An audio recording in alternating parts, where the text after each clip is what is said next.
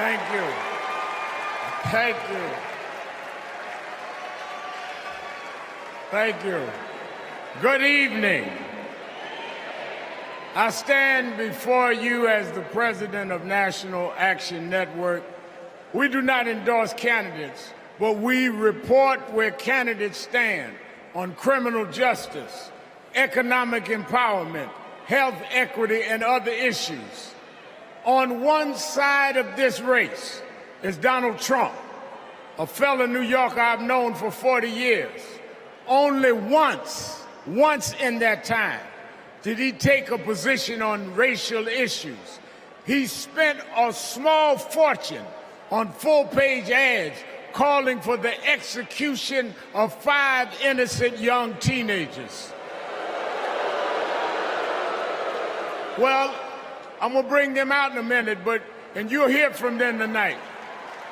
Because they were not executed, they're here to continue to fight.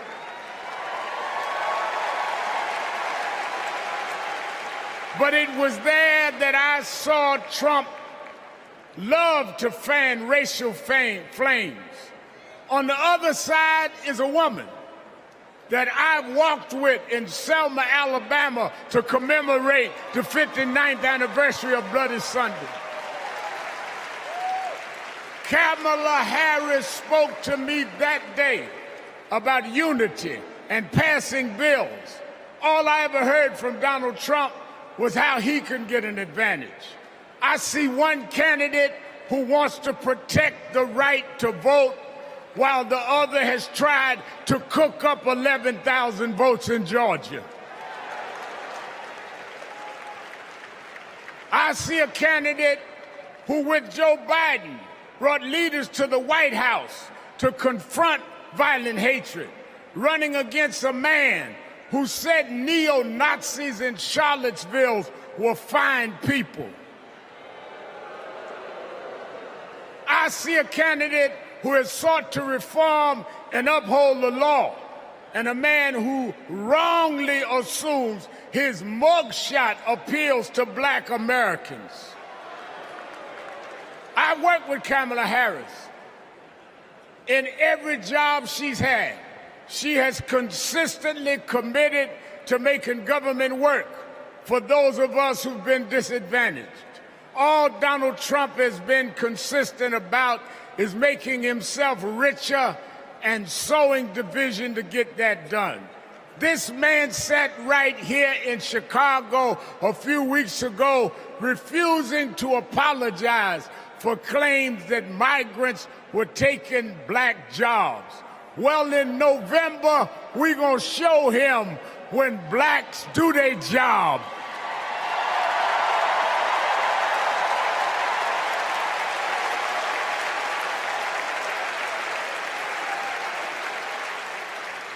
And we are going to join with whites and browns and Asians, and we're going to do a job on those that have done a job on us.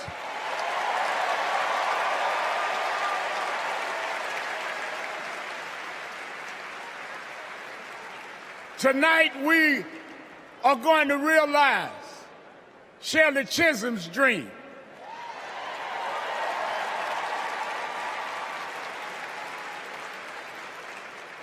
"52 years ago, I was one of the youth directors in her campaign for president.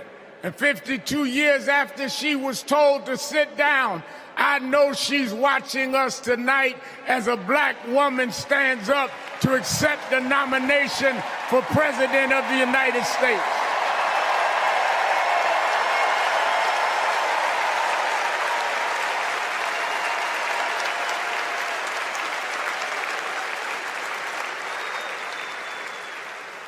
We have fought too hard for women to be told to get out of the kitchen.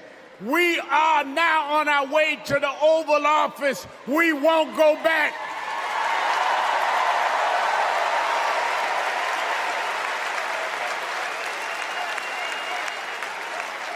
We fought hard. We fought hard for LGBTQ loved ones to get out the closet. We won't go back.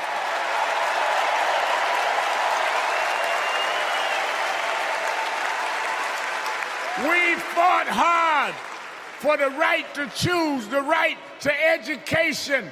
We suffered and died and bled, went to jail to get the right to vote. We won't go back.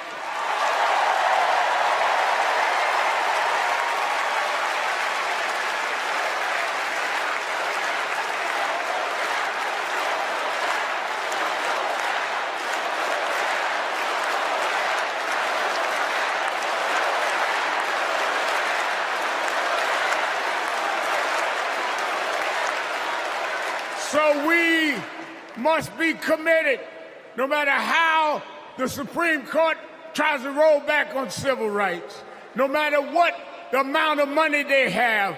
We are here because others fought and suffered for us, and we vowed tonight we won't go back.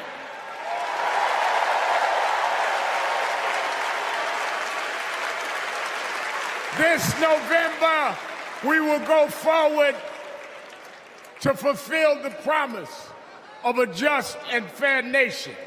And let me say, as we transition, I'm a preacher. And in Psalms it says, weeping may endure for a night, but joy comes in the morning. We've endured January 6th. We've endured conspiracy theories. We've endured lies and areas of darkness, but if we stay together, black, white, Latina, Asian, Indian American, if we stay together, joy, joy, joy, joy coming in the morning.